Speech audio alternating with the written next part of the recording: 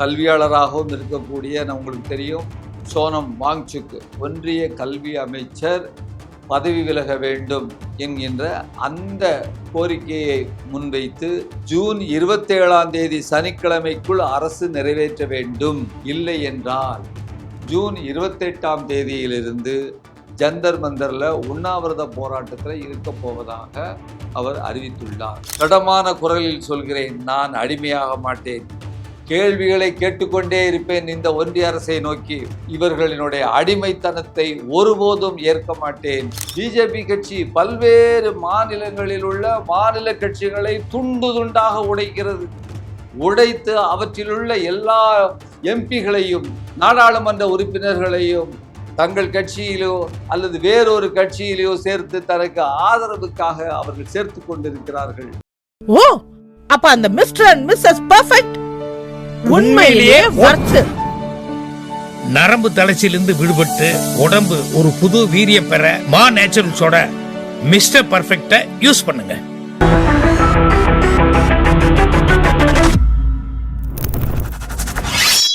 வணக்கம், கே பாலகிருஷ்ணன் பேசுகிறேன் ரூஸ்டர் செய்திகளுக்காக. இன்றைக்கு நம்ம நாட்டில் உள்ள முக்கியமான சில செய்திகளை பார்ப்போம். குறிப்பாக இந்த காக்ரோச் ஜனதா பார்ட்டி அது தொடர்ந்து டெல்லி ஜந்தர் மந்தரில் போராட்டத்தில் ஈடுபட்டு வந்துட்டு இருக்கிறாங்க. அந்த போராட்டத்தில் உள்ள சில செய்திகள்.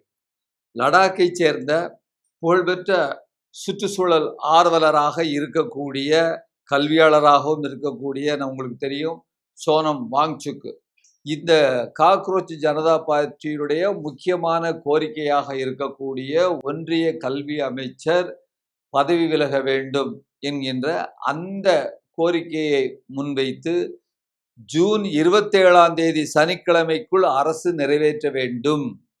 இல்லை என்றால் ஜூன் 28 ஜந்தர் மந்தர்ல உண்ணாவிரத போராட்டத்தில் இருக்க போவதாக அவர் அறிவித்துள்ளார் என்கின்ற ஒரு செய்தி, முக்கியமான செய்தி. அப்புறம் இந்த அபிஜித் அவர்கிட்ட பேசும் பொழுது நிருபர்கள் கேட்குறாங்க, ஊடகவியலாளர்கள் பல கேள்விகளை கேட்குறாங்க. அதற்கு அவர் இன்றைக்கு தான் இந்த பொதுவெளிக்கு வந்த பொது போராட்டங்களில் ஈடுபட்டுள்ள ஒரு இளைஞனாக இருந்தால் கூட ரொம்ப ஸ்மார்ட்டாக அவர் பதில் சொல்லக்கூடிய சில செய்திகளை நாம் பார்க்கலாம். டெல்லி காவல்துறையை சேர்ந்த அவர் சொல்றாரு ஊடகவியலாளர்கிட்ட, டெல்லி காவல்துறை எதை செய்ய வேண்டுமோ அதை விட்டுவிட்டு எதை செய்யக்கூடாதோ அதை செய்து கொண்டிருக்கிறார்கள் என்று அவர் இந்த கேள்விக்கு பதில் சொல்றாரு. நிருபர்கள் கேட்குறாங்க, வன்முறை மூலம் யாராவது இந்த போராட்டத்தை சீர்குலைக்க முயற்சிக்கிறார்களா என்ற கேள்விக்கு அவர் சொல்றாரு, அந்த தம்பி, போராட்டக்காரர்களை தாக்கிய நபர் விடுவிக்கப்பட்டார். பின்னர் அந்த வன்முறையாளர் இன்ஸ்டாகிராமில் நான் திரும்பி வருவேன், இன்னும் பலரை தாக்குவேன், மீண்டும் விடுவிக்கப்படுவேன் என்று பதிவிட்டிருக்கிறார். போலீஸ் என்ன செய்கிறது அப்படின்னு சொல்லிட்டு நிருபர்கள் கேட்குறாங்க. போலீஸ்கிட்ட கேட்க வேண்டிய கேள்வியை இவர்கிட்ட கேட்குறாங்க. உடனே அபிஜித் சொல்றாரு, தாக்குதலாளிகளை கைது செய்ய நீதிமன்ற உத்தரவு தேவை என்று காவல்துறையினர் சொல்லுகிறார்கள். ஒரு வன்முறையாளன் போராட்டக்காரர்களை தாக்கி மண்டையை உடைத்து விட்டு சுதந்திரமாக நடக்கிறான்.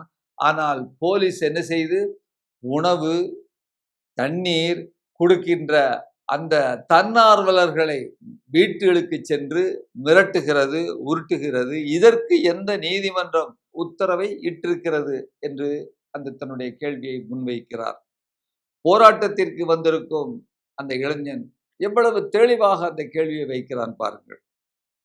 இன்னொரு காட்சியை பாருங்க, இதையும் நீங்க பார்க்கலாம். இன்னொரு காட்சி, ஒரு இளைஞன் அந்த ஜந்தர் மந்தர்ல சமூக ஊடகத்திலிருந்து காணொளி மூலமாக எடுக்கிறார்கள். அந்த இளைஞன் கேள்வி கேட்கிறாங்க, அவன் பதில் சொல்லிக்கிட்டு இருக்கிறான், நான் பகத்சிங்கை மதிப்பவன், சாவர்கரை மதிப்பவன் அல்ல, அவர் மன்னிப்பு கேட்டவர், எனவே அவரை நான் மதிக்க மாட்டேன். நான் பகத்சிங்கை படித்திருக்கிறேன், சுகதேவை படித்திருக்கிறேன். எல்லா சுதந்திர போராட்டத்திற்காக போராடிய அந்த இளைஞர்கள். ராஜகுருவை படித்திருக்கிறேன், மௌலானா ஹுசைன் அகமது மதனியையும் படித்திருக்கிறேன்.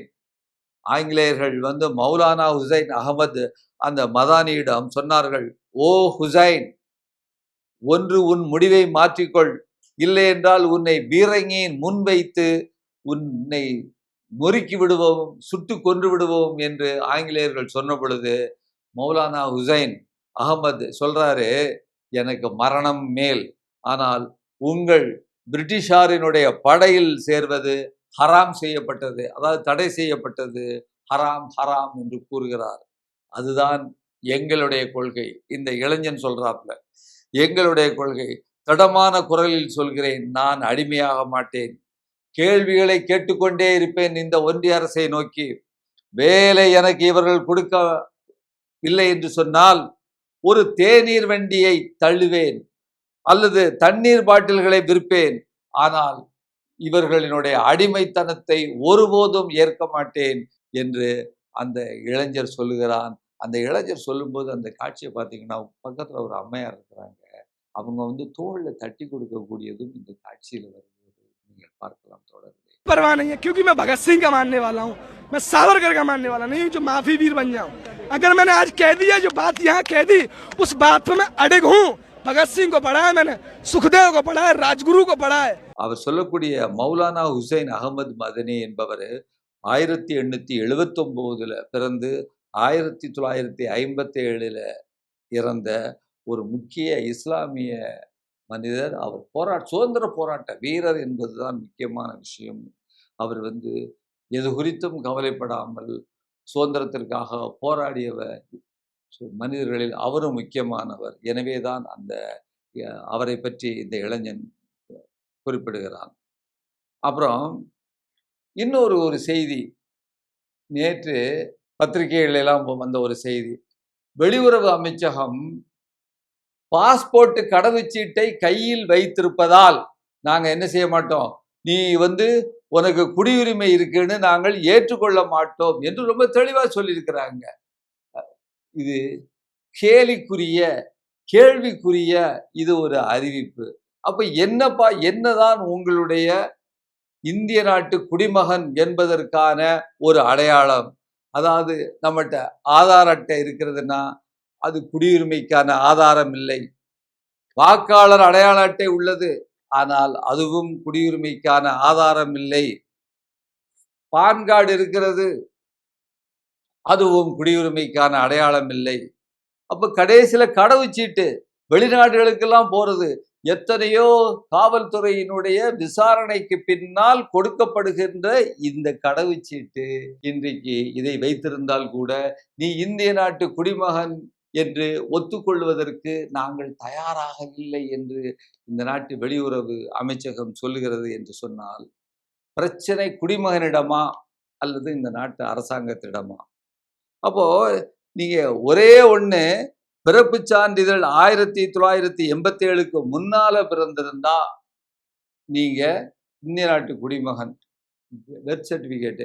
87க்கு பின்னால, அதாவது ஒரு 26, 36, 39 வயசு உள்ளவங்களுக்கு பின்னால உள்ளவங்க யாரையுமே என்ன ஆவணம் வைத்திருந்தாலும் அவர்கள் இந்திய நாட்டு குடிமகன் என்று ஒத்துக்கொள்ளவில்லை. நாங்கள் நம்பினால்தான், நாங்கள் கன்வின்ஸ் ஆனால்தான் அவர்கள் இந்திய நாட்டு குடிமகன் என்று ஒத்துக்கொள்ள முடியும் என்று இன்றைக்கு இந்தியா அரசாங்கத்தினுடைய நிலைப்பாடாக இருக்கிறது.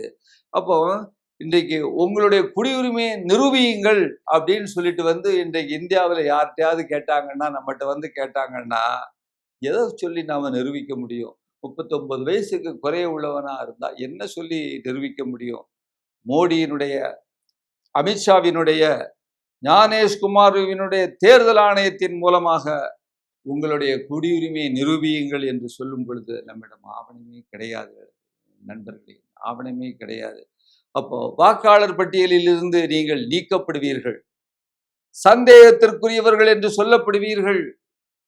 அஸ்ஸாம்ல நடந்தது, வங்காளத்துல, மேற்கு வங்காளத்துல அதுதான் நடந்தது. திரிணாமுல் காங்கிரஸ் தூக்கி எறியப்பட்டது. 27 லட்சம் பேர் ஆவணங்களோடு பெண்டிங்ல இருந்தாங்க.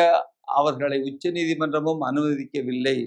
அப்படின்னு சொன்னா இவை அனைத்தும் பாராளுமன்றத்தில் 3/2 மெஜாரிட்டியை இதற்கு 3/2 பங்கு மெஜாரிட்டியை கொண்டு வருவதற்காக இவர்கள் செய்கின்ற இந்த முயற்சி.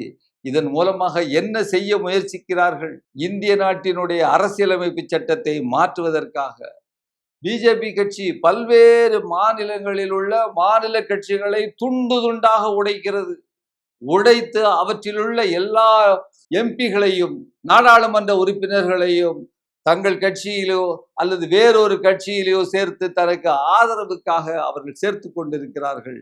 இப்படியாக அவர்கள் எப்படியாவது 2/3 மெஜாரிட்டிக்கு கொண்டு வந்துவிட வேண்டும் என்பதில் உறுதியாக இருக்கிறார்கள். என்ன செய்ய போகிறோம் என்பதுதான் நம் முன் உள்ள பிரச்சனை. இந்த கட்சி அந்த கட்சி, இது ஜெயிக்க போகிறதா அது ஜெயிக்க போகிறதா என்பதல்ல பிரச்சனை தோழர்களே. நம்முடைய நாட்டு ஜனநாயக நாடு என்கின்ற இந்த நிலை, ஜனநாயக நாடு என்கின்ற இந்த அந்த ஒரு ஒரு இந்தியாவினுடைய ஒரு மிகப்பெரிய ஒரு மாண்பு பாரம்பரியம் இருக்க போகிறதா இல்லை அதை நாம் இழக்கப் போகிறோமா என்பதுதான் இன்றைக்கு முன்னால் உள்ள பிரச்சனை. இன்னொரு செய்தி, ஒரு வருத்தமான செய்தி. தென் அமெரிக்க நாடான வெனிசுலாவில் அடுத்தடுத்து 2 மிகப்பெரிய நிலநடுக்கங்கள் ஏற்பட்டுள்ளன. இதுல 100கணக்கான கட்டடங்கள் இடிந்து தரைமட்டமாக இருக்கின்றன. லட்சக்கணக்கானோர் உயிரிழந்திருக்கலாம் என்று அஞ்சப்படுகிறது. கடந்த 100 ஆண்டுகளில் வெனிசுலா கண்டிராத நிலநடுக்கம் இது. வழக்கமாக ஒரு பூகம்பம் வரும், ஒரு நிலநடுக்கம் வரும்.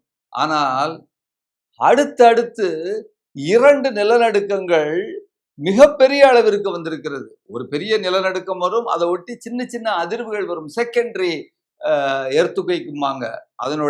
அதனால ஏற்படுற இது அது அல்ல. 2மே ரிக்டர் அளவுகோல்ல முதலாவது நிலநடுக்கம் 7.2, 2வது நிலநடுக்கம் 7.5.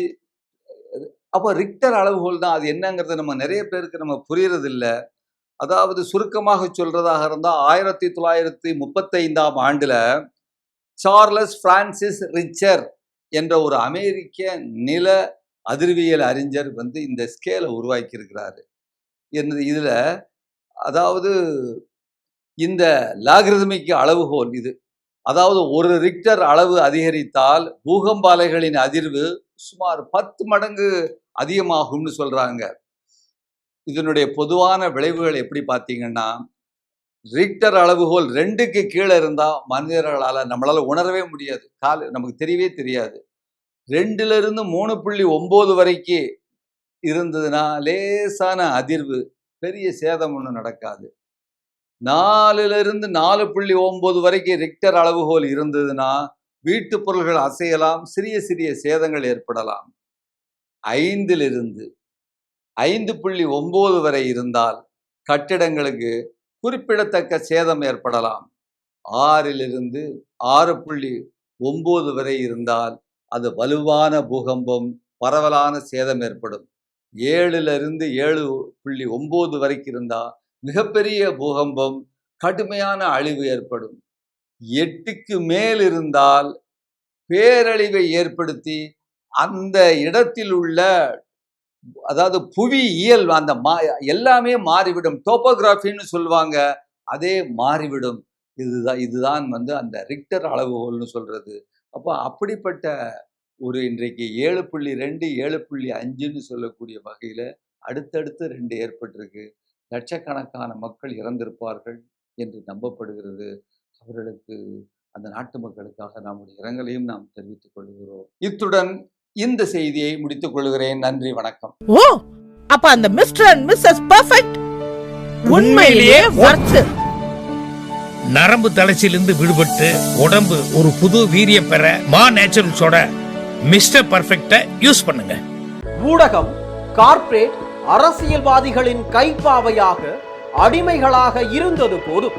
இனி சாட்டை எடுத்து சுழற்றும் நேரம் வந்துவிட்டது. ஊடகம் பொதுமக்களாகிய உங்களுக்காக, உங்களாலேயே இயக்கப்பட வேண்டும். ஊடக சுதந்திரத்திற்காக உங்களின் பங்களிப்பை இன்றே அளித்திடுங்கள்.